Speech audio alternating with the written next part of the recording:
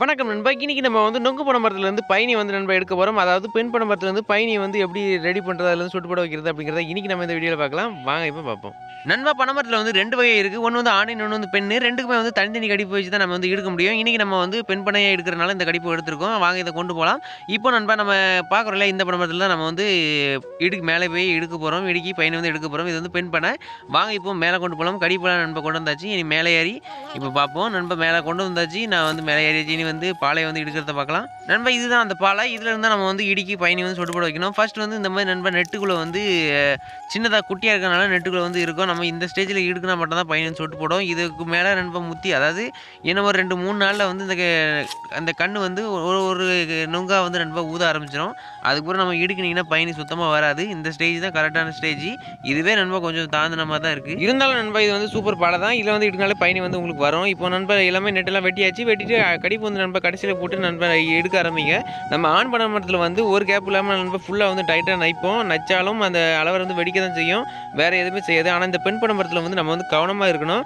நம்ம வந்து ஒவ்வொரு கண்ணா நண்பா அந்த கடிப்பு வச்சு நைக்கணும். நைக்கும் போது அந்த பாலை வந்து அப்படி பிதுங்கணும் நண்பா. பிதுங்கி நம்ம வந்து ஓவரா வந்து அந்த பிதுங்கதை விட்டுட்டோம்னா அந்த பாலை வந்து துண்டா அத்து நண்பா கீழே விழுந்துடும். எதுக்காகனா நண்பா நம்ம வந்து சின்ன இலசுலேயே வந்து எடுக்கிறோம். அதனால அந்த உள்ள இருக்கிற நரம்புகள் வந்து எல்லாமே சின்ன குருத்து போல தான் இருக்கும். நம்ம வந்து ஃபுல் டைட் வச்சிட்டோம்னா நண்பா அப்படி கட்டாயி குருத்து என்ன செய்யும் நண்பா இலசு என்ன செய்யும் கட்டாயி கீழே தான் விழும்.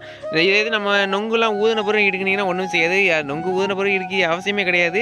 அப்போ வந்து பயணியே போடாது. நமக்கு வந்து இந்த இலசுல தான் நம்ம வந்து எடுக்கினா தான் பயணி சொட்டு போடும். அதனால நம்ம வந்து பொறுமையாக ஒரு சின்ன குருத்து நண்பா எவ்வளோ ஹேண்டில் பண்ணுறோமோ அதேமாதிரி பொறுமையாக ஒரு நாளைக்கு வந்து ஒரு வரி மட்டும் போடாதீங்க. ஒரு 3-4 வரி போடுங்க. பொறுமையாக பண்ணுங்க போதும். நம்ம ஆண் பனை மரத்தோடையும் இந்த பெண் பனை மரத்து பாலைகளை எடுக்க ரொம்ப ஈஸி நண்பா. அதனால பொறுமையாக பண்ணுங்க. ஆண் பனை மரத்தில் வந்து வெடிச்சா கூட ஒன்றும் செய்யாது. ஆனால் அந்த பெண் பனை மரத்து பாலையை வந்து கவனமாக பண்ணணும். இதுதான் நண்பா நம்ம வந்து முத்தின பாலை. இது வந்து ஒரு வாரத்துக்கு முன்னாடியே நண்பா வந்துடுச்சு. இதை வந்து எடுக்குனீங்கன்னா பயணி வந்து சுத்தமாக போடாது. இப்போ பாருங்க கண்ணில் நண்பா ஊத ஆரம்பிச்சிடுச்சு. இதை வந்து நச்சிங்கன்னா நமக்கு வந்து பயணி சொட்டு போடாது. அப்படியே விட்டுட்டா கூட நொங்கு வந்து போடும். இனி வந்து அடியில் கைம்பு அதாவது அடுத்த பாலை நண்பா வருது. அதை வந்து எடுக்குனீங்கன்னா பயணி போடும். அது வந்து இலசு.